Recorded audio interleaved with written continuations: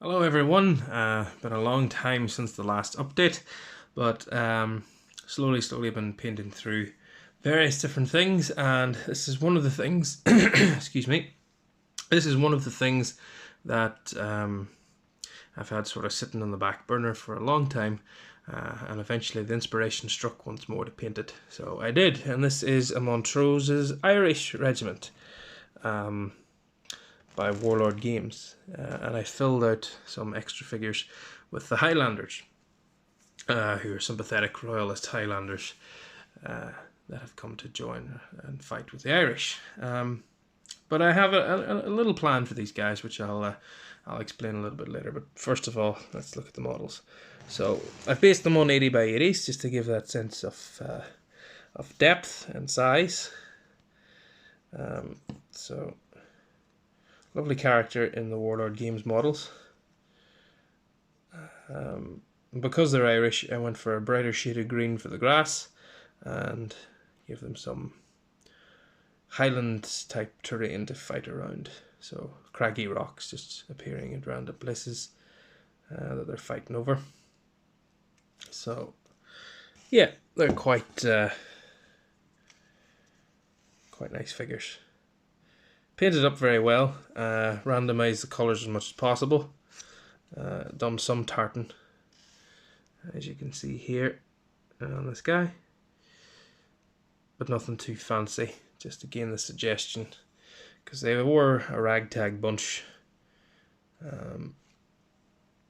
So there you go, and then the pike block itself, went for 2 flags, because you can never have enough flags in my opinion. And filled it out with some Highlanders there at the back, just to give it that extra sense of depth. No, there's a bit of fluff, or just a bit of a base or something, wood chipping. But yeah, really effective looking unit, I think, when it's all put together. And this is all on a 120 by 80 millimeter base. So, flanked with that, you have quite a nice Pike and Shotte unit, I think. And it does look quite imposingly chunky, I think. Yeah, it doesn't look too sort of thin or scarce. There's a suitable amount of men there, 28 millimeters to look effective. But of course, you can't have Montrose's Irish without Montrose himself, and I give him an Irish flag. I know he should have these flags, by the way, are just the Warlord Games flags that you get. I haven't just been able to source or get my hands on another flag, which I might, but I mean these flags look decent enough at the 3 feet rule. So there's Montrose himself. Nothing too fancy with the paint job. Great era for sort of relatively straightforward colours and clothing. And as always, I give my figures a dry brush of a light grey or tan colour, just to give it that sort of weather-worn, realistic look. So there is Montrose and his Irish, ready to lend their hands not to the English Civil War anymore, because yeah, that sort of leads me on to what I've been doing hobby-wise recently. I was looking through my collections, and I was looking through my Pike and Shotte collections, and you know, you're always eternally thinking, right, what can I add to it? How can I make what's going to be the next unit to add to this army or force? And I couldn't think of anything that excited me for the English Civil War, and I don't know why that was. But long story short, I thought, well, I have the models, and something that's piqued my interest lately has been the 30 Years' War. So, in that, I've been rebasing all my Pike and Shotte and reflagging them to 30 Years' War soldiers. So I started with the Royalists, who have now become Swedish. So this is the Swedish Blue Regiment.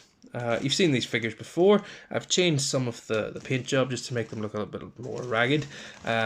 Not entirely happy with this. The Swedes, although they were called the Blue Regiment because their uniforms were blue, my research into the 30 Years' War tells me that because they were so far from Sweden when they were in Germany, that their uniforms were very ragtag and often not close to what they were supposed to be at all. And I think Gustavus Adolphus, or one of his generals, commented once that his soldiers would be as well arriving naked to the battlefield.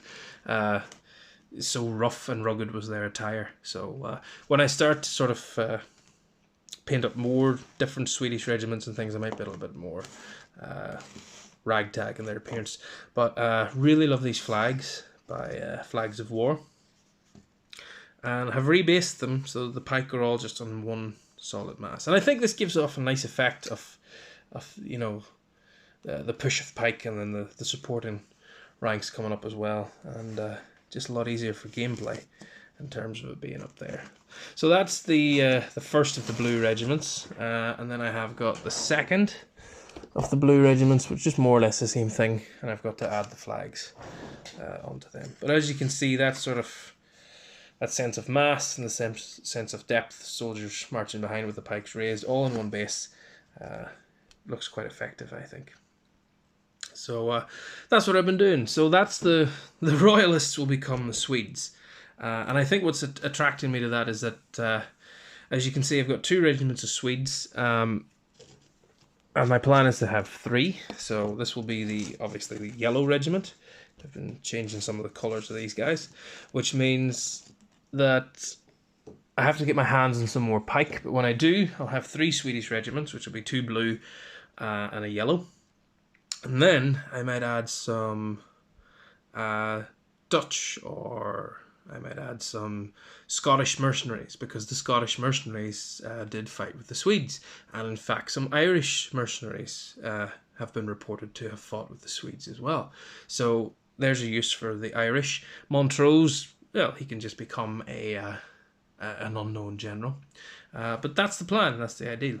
And so for the parliamentarians, over here, they're awaiting rebasement, but they will basically become the imperialists, because the imperialist Germans were famed for having sort of red in their uniforms, and the Spanish regiments would have had some red as well from my reading. So that's the plan. And yeah, it's getting me excited because I can sort of picture different nations all sort of fighting within each other. And I mean, you can add the French to the Protestant side, the Swedish side as well, and it's just really sort of got me enthused about the period again. Whereas the English Civil War, just for me, wasn't really. I don't know. There was just something missing. I mean, every regiment I kind of looked at, I was just like, oh well, they all wore blue coats, and then the new model army all wore red coats, and it was just, I don't know. It just wasn't. It just wasn't working for me. But ho hum, that's history, and that's interest for you as well. On that, what might interest me, and what I might be able to do in conjunction with this, is a part of the English Civil War which does interest me, is Montrose's army itself, which was quite a small army. So that works quite well, because he had 3 regiments of Pike and Shotte. So here's one. One's already done. So another 2 of these will have his full sort of representation of the army. You throw in then some lancers for the Gordon Horse, and then you throw in some clansmen for the various clansmen that fought with Montrose, and then maybe a unit of Scots Covenanters, or Scottish Pike and Shotte, who would have been the Scottish Loyalists, and there you go. You've got Montrose's army, which can be used to fight smaller engagements as part of the English Civil War. But again, the beautiful thing about the Irish and the Scottish is that they were mercenaries, and they did fight for the various factions in the 30 Years' War. So yeah, that's where I'm at right now. It's all madness, isn't it? But anyway, that's sort of enough rambling from me for a while.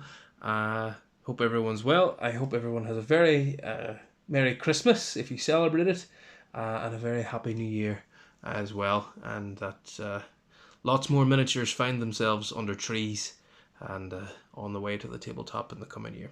Anyway, that's enough for me. Happy wargaming.